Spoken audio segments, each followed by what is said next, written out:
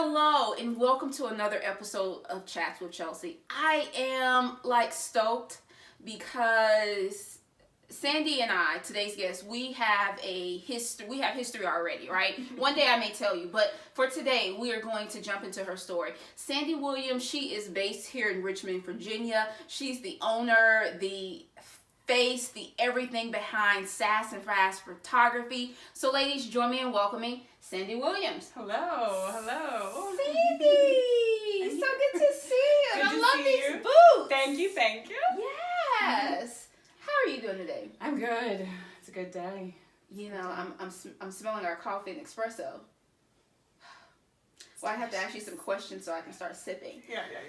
Sandy, you're here in Richmond. Mm-hmm. Let's start from the beginning. Tell us a little bit about yourself. Where are you from? Let's start there. All right. So I was Army brat, born in Northern Virginia. Meandered about there for a bit. My family moved away to Wisconsin for several years, and then came back to the Virginia area. I found myself down in Lynchburg after a while doing some school studies, and then decided after my parents split and moved about, and one was in Fredericksburg, one was in Williamsburg, and I decided Richmond would be a nice little middle spot. Mm-hmm. And so I came here and I settled down about, 12 years ago, I guess, in Richmond, and I've made it my home, and it's the longest I've been in any one spot, and I adore this city. Well, that's great. Yes. I'm a newbie here, so I'm 3 years in. Welcome. Thank you. I'm making this home. Tell me, so outside of it being the middle point between your parents, what's your favorite thing about Richmond? What's your favorite thing? What's kept you here? That's a great question. For me personally, it is the diversity that I love tremendously. I tell people that aren't from Richmond, or that people that are new to Richmond, that Richmond doesn't know strangers. They don't know color. They don't know orientation. They just know humans. Yes. And that's a predominating feel of this city that I love, and I love to be part of. That's awesome. Mm-hmm. And there's so much happening here. I mean, you've been here for 12 years. I've been here for 3. And, as you talk about diversity, I think about the ICA that just opened last year. I think about all the great things that are happening from a diversity and culture perspective, the things that Kelly Lemon is doing to help bridge those gaps. Mm-hmm. And so it is phenomenal to see, because there is somewhat of a divide here. Yeah. In our city, and so it's great that you see, because part of as I listen, I think that you not only see where we are, but you see where we're going. Yeah, and where we've been. I think, and that's huge. Yeah. So diversity is big for you. You're a photographer, and you didn't go to school for photography. I did not. Tell us what you went to school for. Psychology. Okay, so you're probably analyzing me right now. Are you doing this? Are you oh my gosh, Chelsi is a hot mess today. What is going on with her? Nope. You are all together. So photography is what you've been doing for almost 20 years now? Correct. Tell us how you go from psychology, which is using one side of your brain, right, to photography, which is using the side of the brain that I should be using more often, but I get to use when I'm sitting here in the studio. Yes, you do. It's an interesting story. I had always kind of had a passion for photography since I was very little. So little that I remember at about maybe 6-7 years old, my grandmother had this old Minolta camera, and she would put it in my hands, and it was long like this, and I loved the feeling of the click and the wind. It was just back in the little pop-in film days, and she'd put a 12 exposure little roll of film in there and tell me to go outside and take pictures, and I was maybe 6 or 7 years old, and I'd get really up close to certain things, and I'd make little bits of magic happen, which I never saw. I never saw what came of those, but the fact was that it was embodied into me in a very early age. And then I as I got older and I started to kind of, it never was not there that I could remember. It was always something that was part of me. And then when I got older and I saw this commercial for some fancy photography work, and I saw this commercial. It was a football player, and he was running across a field, and the camera, you're in the camera from the perspective and of the cameraman, and they freeze the frame, and they take this picture, and the football player is in sharp focus, and everything else is blurred out in the background. And I just thought, I want to make that art. Yeah. I want to have sharp focus on something that's important to me. I want to be able to do that. And so I started to dive in. And it's been an incredible journey. So you saw the commercial, this football commercial was intriguing to you. You already had a little tasting from a child from playing with your grandmother's camera. And then tell us about one of your first photo shoots that you just kind of happened to come upon. Okay, so I got my first camera. I was laying in a field. I was looking up at the sky, which was very blue. There were some big white puffy clouds. And I was just looking up there, actually getting ready to take some pictures of clouds. And my daughter, who at the time was about 2 or 3 years old, was playing in the field beside me. She's goofing off. I'm focusing on these clouds and rather taken by the clouds. And she runs over and playfully puts her face over top of the camera. And I saw this moment with this beautiful child that I had to capture, and I clicked and I thought, oh, that was pretty amazing. And I had it developed because, again, back in film days, and it was hands down one of the most beautiful photos I have ever seen of my child. Right. And I thought to myself, every single parent needs to have this photo of their kid.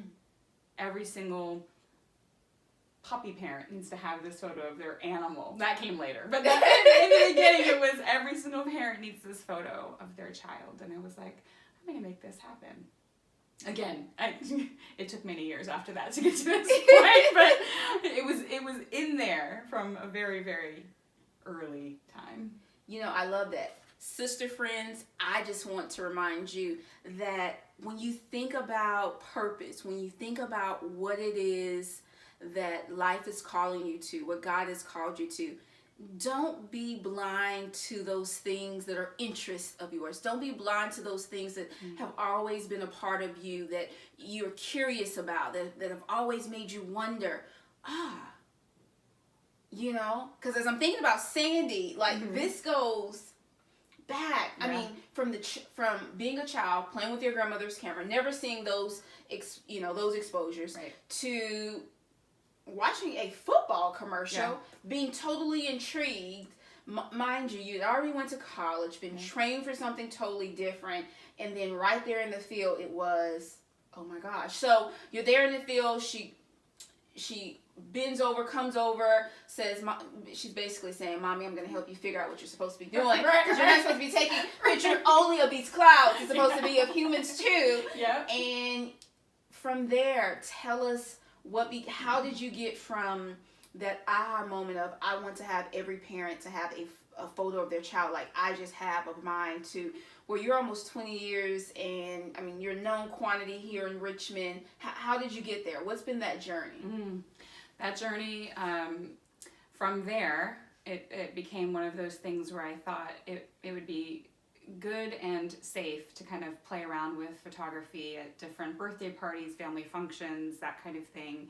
People kept asking me to come and photograph at their events, and I just thought, well, with the not important events, it was not that big of a deal. It was like, oh yeah, I'll come and take some pictures. It's no big deal. Fine, no problem. You pay for the film, okay.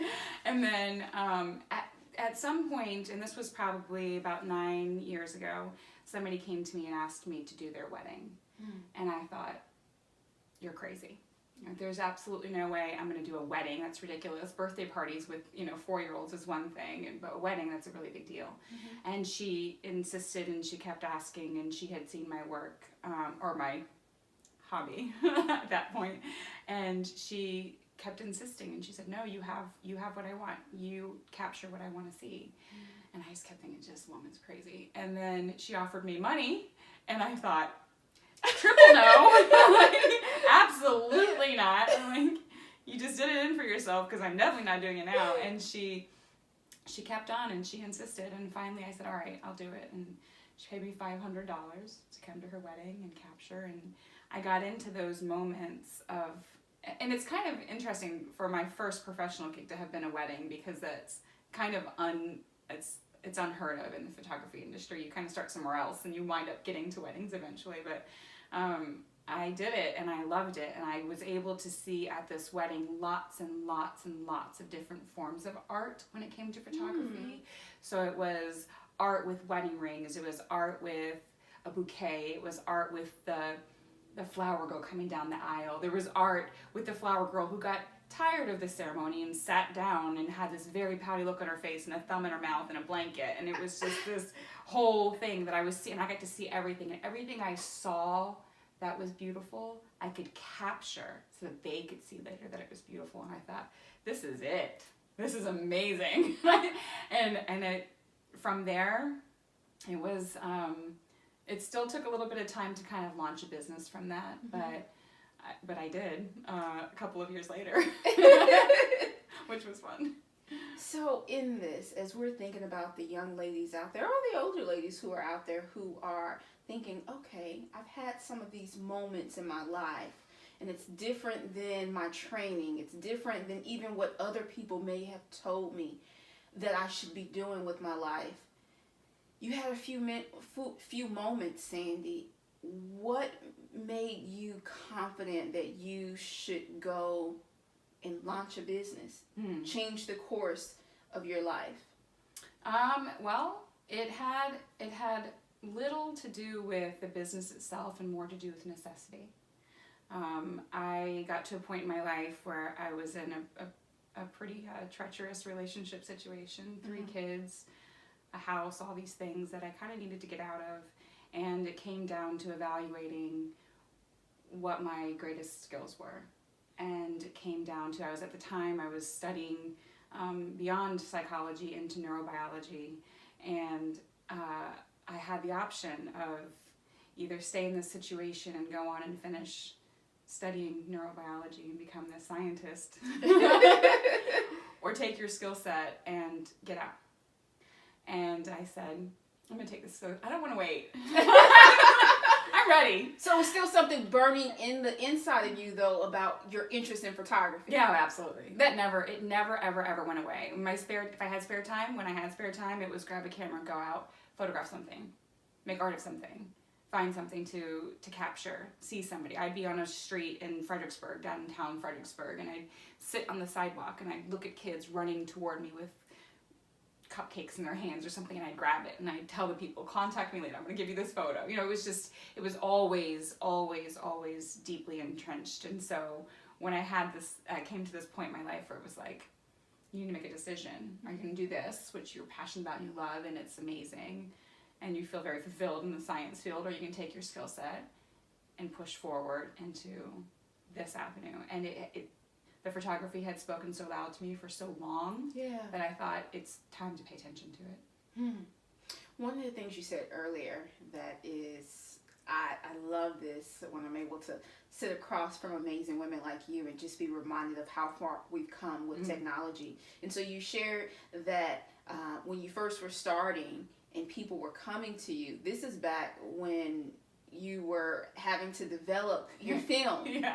So tell us how they found out about you. There wasn't Facebook, you know, there wasn't Google like we know it's today. How did they know that you were this amazing photographer? It's just word of mouth. It was really word of mouth. It was my family was connected to several families that we grew up with that they all had big families and big mouths, and so they would just, if someone needed a photographer, they would say, well, who do we know? Oh, we know Sandy. Sandy will come, she'll do it, she'll photograph anything. And she'll make it awesome. So it just started to become this thing, word of mouth, which is still, interestingly enough, my most favorite form of flattery. And people run their mouth to this day. We have all these other things. We have the Facebook, and we have websites. Well, we had websites then, but we have all these other means of communication and means of marketing and networking. And it's still, my business is run primarily by people who run their mouths. I tell everybody, I'm like, run your mouth. Say things.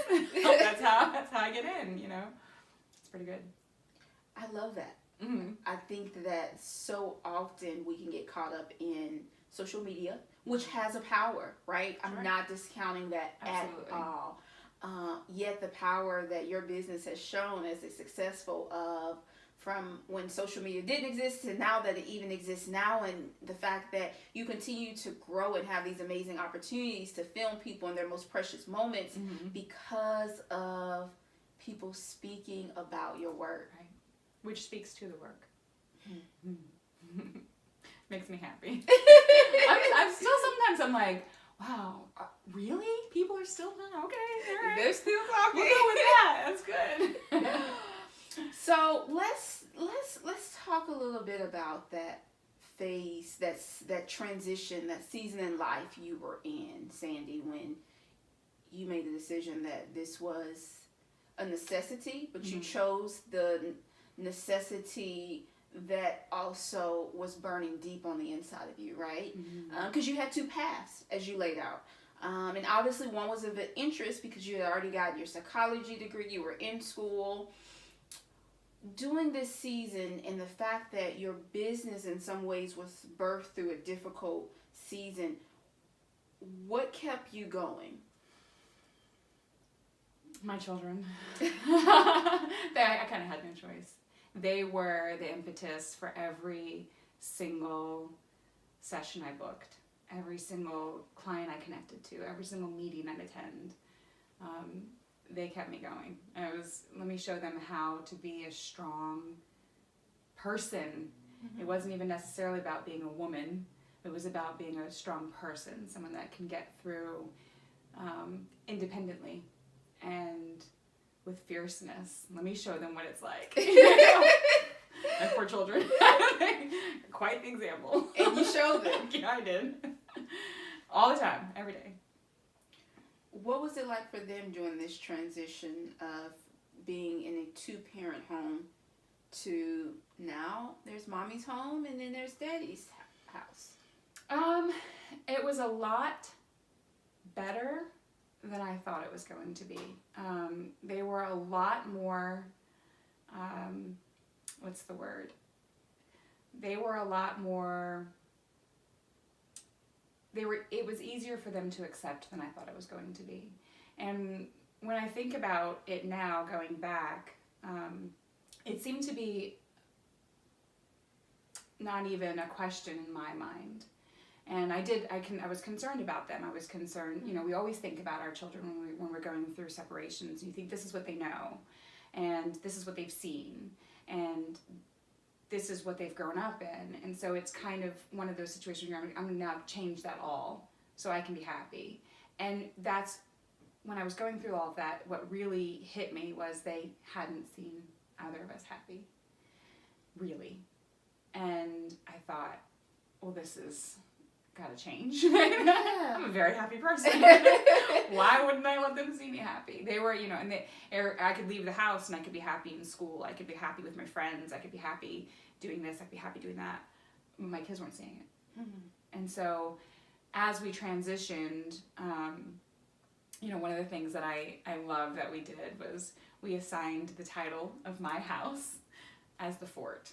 And it was it was our little escape from the situation. And I think it made it kind of more of a playful thing where it was like, we're going to go to the fort and we're going to, our first night there, we ordered pizza and we didn't have any furniture in the house yet. And we ordered pizza and we sat on the dining room floor. And to this day, we still talk about where we all sat in the room when we first got to this house. We were all by ourselves and it was our first time. And I remember waking up the next morning and breathing this massive sigh of relief that I was finally in this position of being able to launch myself from a new space independently and happy that they were going to get to see.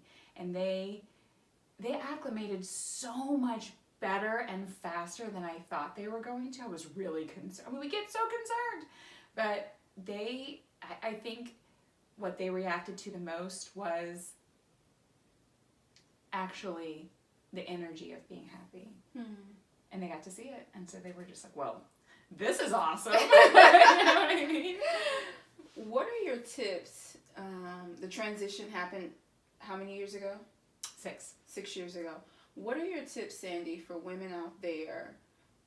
It's going to be 2 parts, so let's start with this first part. Mm-hmm. What are your tips, your advice to women out there who they're in that transition and they're concerned about their kids like you were? What would you say to them? Well, first of all, I would advise them strongly to assign a label to their happiness and to concentrate on it. Your kids are going to react to your happinesses. Those transitions are, society's kind of set up this idea of how things are supposed to be or how things aren't supposed to be. And I think those transitions specifically mm-hmm. are ones that require our energy to focus in on more energetically than mm-hmm. logically. But, you know, I think that remember that our kids are versatile. Remember that they're going to react to our happinesses. Remember, if we're sitting in a kitchen and we're frustrated about something, our kids are going to react with frustration. 9 times out of 10. There are those kids out there that see your mommies and daddies frustrated and they come in and they're just so peaceful and loving and don't worry, mommy. You know, but for the most part, they're going to see us happy. They're going to react with happiness. It's just kind of how the logic of human energy goes. So. And then what would you say to those women? They may have kids, they may not have kids, yet they have made the decision that they are separating from their marriage. Mm. What's your advice to them on doing the transition of how they're able to be okay? Because I can only imagine it to still be a major life change, because you dedicated and said that you're going to spend the rest of your life with someone. You've built somewhat of a life together, and for whatever reason, it has now come to the point where there's a separation, and so there's going to be, it's a loss, and so you grieve through that. What's your advice to them because 6 years ago, you were there, and here you are, and you're sitting in my studio, and you were beaming with, you're just beaming. And so it's, how did you get through? What do you tell yourself 6 years ago? Nobody can love you like you can.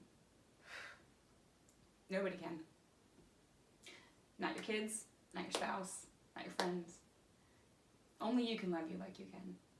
I sit with myself every single day and I close my eyes at 3 o'clock every afternoon and I have a meditation and I start with my toes and I tell my whole body from tippy toe all the way up to my little hairs at the top that I love me and I'm proud of me. And believing in yourself and loving yourself to that extent, it allows, first of all, I think, for the people that are meant to be in our lives to love us like we love ourselves to come in. And it excuses the people that can't quite get there for whatever reason to get out. That's so powerful. It's, for any lady out there who is watching and you find yourself in this, you may find yourself in a season of uncertainty. I can testify to the fact that self-love is so important. I believe that, for me personally, I believe that God loves me. He cares about me. Yet for me to be able to experience His love, I have to have this awareness that I am loved and that I deserve to be loved. Mm-hmm. And with that awareness that you deserve to be loved, as Sandy is sharing with us, it changes the way you operate in life and how you see yourself, you know, and even as you were sharing and defining that, it's that respect piece in there as well, because then you, as you understand how you're to be loved and you love yourself that way, and you're like, this is who I am, and it allows you to set boundaries, and it's, I deserve respect, but you deserve it because you first start with you. Exactly. And it's real. Yes. You know, this isn't some social media love or, you know. It's authentic. It starts in your flesh and your bones and your blood. And you energize it. I mean, I can't tell you. Every day I come out of that meditation, I'm like, here I am. Ready once again, let's go. As I, you know, and as I'm thinking, it even goes as far as, I can speak for myself, as I am learning to love myself even more. It's okay, you know what, I am responsible for my body, and I really probably would like to eat ice cream a good portion of the day, but if I love myself the way I say that I love myself, I'll also have the ability, and I know that I can restrain myself to be able to eat the things that I should eat, because if I love myself as much as I say I do, I'm not just thinking about now, I'm thinking about the future as well. Right. Okay, so you've given us, you're taking us through this journey. You've given us tips of how to go through one of those major life transitions if we find ourselves there, how to keep ourselves individually empowered. Let's go back to the photography. Okay. You know, to me, it's all we together. So we go, we talk a little family, we talk a little photography. Yes. Tell us what has been one of your favorite shoots. Ooh. Let's see. One of my favorite shoots. Well, goodness. I am going to take that. I'm going to give two answers. Okay. The first one will be a generalization, which is to say, anytime I get to photograph a child, I am elated. Okay, just out of my skin. I get to be a child during that time. I get to, I remember one time, so this has happened a few times where, you know, parents with their good hearts come into the photo shoots, and we're on location, we're in some space, and they want their kids to smile. And so there they are cheering their kids on, smile, smile, smile. And I'm like, okay, I got this. And one of my favorite things to do is to tell the parents, we're going to play a game, and you guys are going to walk all the way over there, and me and these guys are going to walk all the way over there, and you can see us, and we're going to run down to you, and we're going to make this happen. And so on multiple occasions, I'll take the parents and set them aside. That's not for everybody. I've done this also for people that don't say smile, smile, smile to kids. So it's fun. And I can then play with the kids and elicit reactions from the kids that are so genuine, that's so sweet, and so true to who they are as these little teeny tiny people. And I feel like it's, having had a psychology background, specifically in child psychology, I'm able to sit with these kids and be like, I know who's bashful. I'm going to get you. You know, and I can play with them and get them out. So in general, I would say any of my kid sessions have been some of my favorites. If I had to pinpoint one in particular shoot, that would be one of my top 10 favorites. I'd have to say that one that I did most recently was I did some business branding. I do a lot of business branding photography, and had nothing to do with kids, actually. It had to do with a room full of adults. Most adults, as we know, are pretty self-conscious in front of the camera, and I got to play with them as if they were children. And I got to elicit such reactions from them for a very specific business cause, which was amazing. And they were all there with this super strong sense of what they needed to be there for, and they had given me the reins. Be creative, be whatever you need to be. And we played and played and played, and I have the best captures to represent this movement that they're putting out into the world and to represent the company that they're doing it through. And I left there feeling so energized and so ahead of even my own game that I was pretty elated. That's absolutely beautiful. Yeah, thank you. One of the things that I love when I'm talking with you, Cindy, is that you're just you, right? You're there, and so That's true. Let the Chats with Chelsea community know about that time you walked into the photo shoot. You were completely you, just laughing, and half of the room was kind of just staring at you. It happens. I am very much me. Those have happened. There's a couple in particular that come immediately to mind. And you know, I'm remembering one in particular. I'm not sure if this is the one you're thinking of, but I'll tell you this. There was one in particular. I walked into a room, and here I am being completely goofy, and everybody's just kind of like, this lady's nuts, and and I'm playing with this person, and I'm jeering this person, and I'm kind of, we're getting ready to gear up, we're getting ready to go and start getting some captures together. I'm finding out what they need and what they want and how they want it expressed, and I'm messing around with this one person, this older gentleman, and he's got this funny hat on, and I'm giving him, a hard time about his hat or his scarf or whatever, and they're all like looking at me, and they said, and one girl pulls me aside, she says, "You know who that is?" And I said, "Who?" I said, "It's the CEO." I said, "Oh no." I said, "Well, good, because what are we but human? I mean, what are we? Why does any kind of position in that? All right, good. He hired me. He's paying me. Fantastic. He needs to know how wonderful I am. That's great." And so it kind of put me in that position where it was like I in that moment, and several others very, very similar to that, where I realized we're all just humans, and if I'm going to capture, that CEO used to be a child, right? And I remember thinking this when I was a little kid. I'd look at adults and I'd think, you were once a baby. You were once a 4-year-old. And I still think that when I'm out in the field and I'm playing with CEOs and getting them to react to me and laugh and goof off, and I think, well, you were just a child, so I can play with you like a child. I can be. So it's kind of I'm in a position of being very childlike to elicit those most true moments from these humans. It doesn't matter what position you're in or how old you are. I love it. I think that's a lesson that so many of us need to learn. So you went to school for psychology. You were studying neuroscience. Yeah. You've grown this business, yet how have you been able to grow and develop your craft as a photographer? That's tough because I wasn't classically trained. I wasn't trained technically. I've had to learn sometimes slowly, sometimes a very long way around.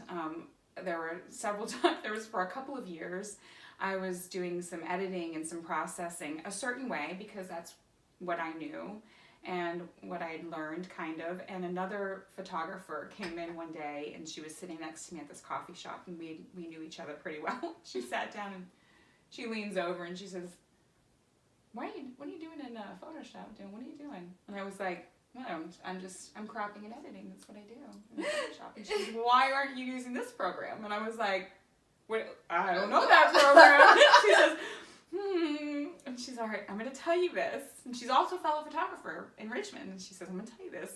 She says, change your business. And she told me this one little secret that literally changed my business. Turned everything into this, so now I don't have to edit for 4 hours. I can edit in 45 minutes. Oh, I wish I would have known that. So sometimes I had to learn, and I would have gotten that from school probably, but I didn't. I got it from her. And that being the case, the other way, the long way, I know very, very, very well. So if anybody needs me to go into Photoshop, I can say I'm Photoshop certified and I know all about it. So there's been bits and pieces. I've had a lot of really amazing colleagues and mentors that have come through, and when I have questions, I can go to certain people and they unabashedly give me anything that I need and want, and sometimes more. Was there ever concern during the journey, because you were not classically trained, that you may not make it, that you may not be as successful? Was there ever that fear, those insecurity, doubt? I can say yes and I can say no. Okay. I can say yes on account of the fact that it isn't what society built for me. it is what I built for me. Mm-hmm. And we all kind of have that little pause in our passions, right? Mm-hmm. Where we say, is this what I'm supposed to be doing? Is this going to sustain me and my children? Is this going to provide for the fort? It really, you kind of, and you have to really sink into a confidence there that I had never known before. Mm. I can also say no on account of the fact that I know myself really well, and if I have a passion, and if I have a thing that I want, and a thing that I need to make happen, nothing is going to stop me.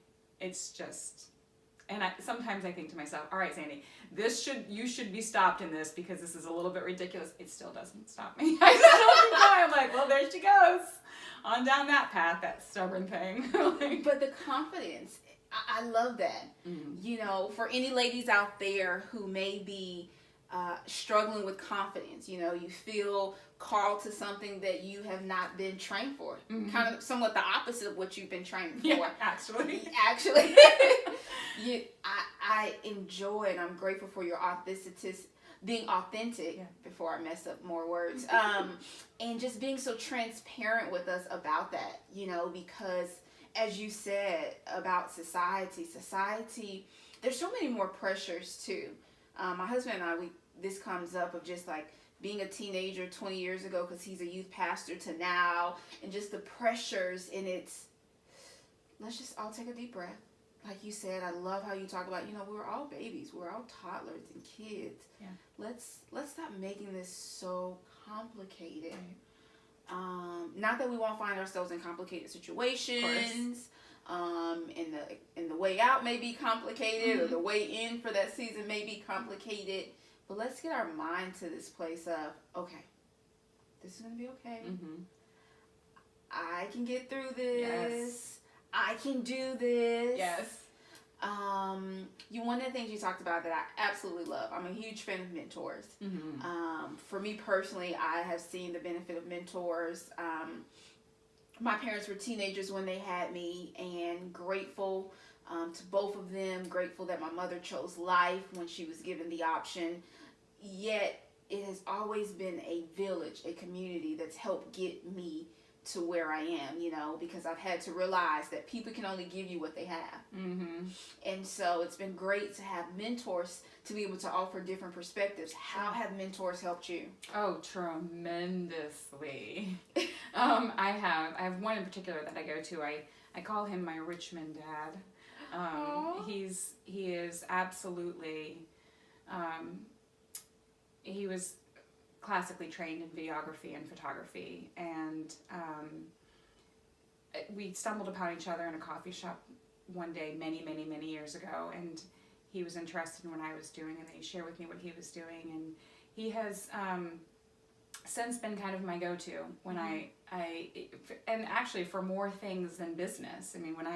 If I'm feeling more things than technical business, I should say, where I start to feel downtrodden or concerned or have need for some kind of inspiration, he's always there. Yeah. And so mentors have helped me not only in those inspirational ways, but as well as learning the other side of the business, which would be more along the technical side, running a business, doing all of these things that I actually don't want to do ever. And they're like, all right, here, I've had mentors that have come in and say, all right, well, you need to, so here you go, and give me tips and tricks. So they've been sprinkled throughout. Mm-hmm. I've also had some pretty fantastic interns who have turned into mentors of mine in some way, shape, or form that I can learn from, and they learn from me, which is always interesting to me. Like, well, you're learning from me, okay. But yeah, so they've played a pretty massive role. That's awesome. Mm-hmm. One of the things you just touched on, and I know there's so many other business owners who are listening to our conversation thinking, oh my gosh, I share that. And, Cindy, you have the passion for the photography. Yet you lead a photography business. Yes. And so how have you been able to remain successful, not only by doing good work, but being able to make sure the invoices are sent, they're paid, people know where to come. How have you navigated through the side of the business side that's not your most favorite part? Right. It's not my passion. Right. One answer: I have a fantastic assistant. My golden assistant, as I like to call her. She's technically an editor, but she's also a friend, and she knows my business very, very well, in and out, and she'll tell me. She'll tell me, this is what you need to do, this is how you need to do it, and so she keeps me on my toes, which is, I need that. Especially, I'm not sure if all business owners are business-minded. I am not. I am definitely much more passion-minded. I kind of like to just fly by what my heart says to go for, and then you have to take these pauses, and you have to say, oh, we have to answer emails, we have to send invoices, we have to pay this, we have to do these things, and those are difficult concepts for me to get around, because as I like to tell my assistants and all my editors and everything, I just want to shoot. Can you guys do everything else, please? I don't want to do any of this other mess. I just want to shoot. And that when it comes right down to it, that is all I want to do. And so I try to make myself, but I have had to learn the other aspect, the other side of things, and the people that have been involved with helping me learn that have been very patient, because it's not my scene. But now I know how to do it, and so I'm kind of like, all right, it's not that bad. I can teach somebody else how to do it. I know enough to teach them, right? right. Still don't like it, but, Right. But it's so great that you do know how it works. Right. So as we come to a close, we've had this amazing conversation. I'm so grateful for you. And you. Why is women empowerment so important to you? Ooh. We, as women, have come up, especially in this time, being told one way or the other that we can't do things, that we shouldn't do things. And I spoke to my father about this morning. It has been my belief since I was about 18 months old, according to my mother, that independence shouldn't be assigned to a sex. That we should be independent as humans, and therefore, because we came up the way we came up and when we came up, I think that women get a unique opportunity to shout out to our sex as these strong, independent humans, and to prove that we can do these things, and we can do it creatively, and we can jump into our passions, and we can make life of that, and we can make those passions support life. And we don't have to be, this goes back, but we don't have to be the secretaries, and we don't have to be the this, and we don't have to be the that. We can be these strong, empowered people that can push forward and set examples for the next generation. I tell my daughter all the time, find your passion and jump into that as a strong, empowered woman. Be that, embody it, let it shine forward. It's the only way we're ever going to really find true equality, I believe. Beautiful. Beautiful. Independence. Sandy, tell the Chats with Chelsi community, how can they follow you? How can they see more of your photography, book you, etc.? Yes. Visit me at sassandfrassphoto.com. I'm also on Facebook, Sass and Frass Photography, Instagram, Sass and Frass Photography, Twitter, LinkedIn, all that good stuff. Send me an email, sandy@sassandfrassphoto.com. I travel all over the nation, would be happy to come and capture you. Wow. Well, Sandy, thank you. Thank you. Thank you, Chelsi. Thank you. Ladies, I hope that you are encouraged, you're empowered, you're reminded that self-love is important, that independence, and that we are empowered as women. And so I hope you just taking all these nuggets from Sandy's chat with us today, as well as please be reminded that right now we are in our donation drive for the 2nd annual Mother to Be celebration.